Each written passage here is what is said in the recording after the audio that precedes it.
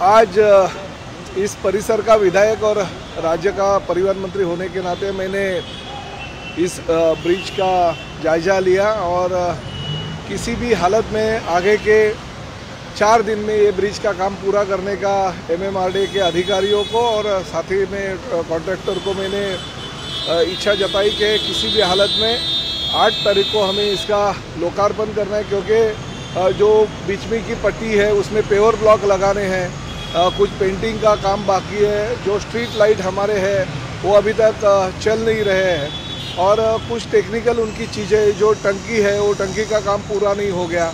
ऊपर से ये सलिया दिख रही है, उस पर अगर कभी भी नीचे गिरेगी तो प्रॉब्लम हो सकता है, गाड़ियों के ऊपर गिर के एक्सीडेंट बड़ा हो सकता है। तो ये सब 4-5 चीज़ें जो है वो जल्दी से जल्दी यानी आगे के 4 दिन में, यानी मैंने 7 तारीख तक का इनको वक्त दिया है।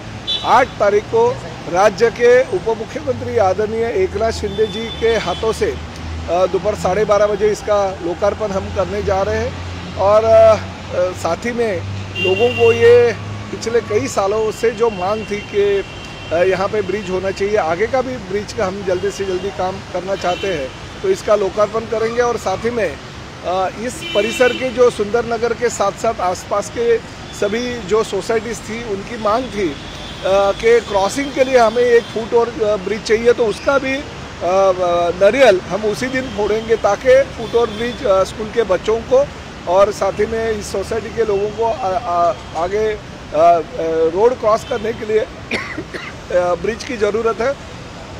तो ब्रिज का भी भूमि पूजन हम करेंगे। तब तक हमारे जो MMRDA के लोग हैं वो जायजा करेंगे कि कहाँ से हमको फुट और ब्रिज लेके जाना है।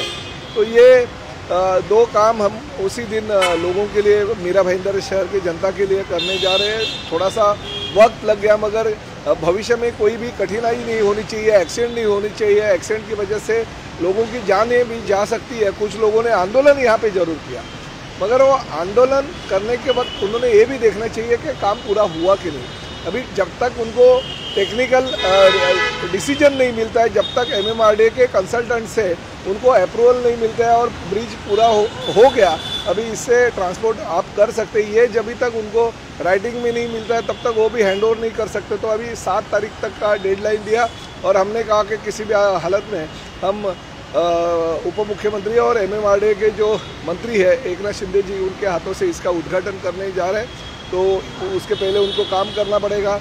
कुछ लोगों ने मांग भी की है कि ब्रिज को अलग अलग नाम दिया जाए, हम भी मानते हैं। 3 ब्रिज बन रहे हैं टोटल, तो 3 ब्रिज में से एक ब्रिज का नाम धर्मवीर आनंद के साहब के नाम से होगा, एक ब्रिज का नाम हमारे जो गोपीनाथ मुंडे जी है, भारतीय जनता पार्टी के नेता और उप मुख्यमंत्री थे, और एक ब्रिज जो है रतन टाटा जी, जो देश के बहुत ही नामचीन उद्योगपति थे, जिनका नाम पूरे देश में है। तो ये तीनों के नाम हम इस तीनों ब्रिज को दे देंगे ताकि भविष्य में इस परिसर के लोगों को भी अच्छा लगे कि नहीं, हमारे नेताओं के और देश के गिने चुने जो लोग हैं उनका नाम इस ब्रिज को दिया। तो 8 तारीख का आप इंतज़ार कीजिए। 8 तारीख को दोपहर को 12:30 बजे उप मुख्यमंत्री आदरणीय एकनाथ शिंदे जी के हाथों से और सभी लोकल जो हमारे लोक प्रतिनिधि है उनकी उपस्थिति में इसका उद्घाटन लोकार्पण किया जाए।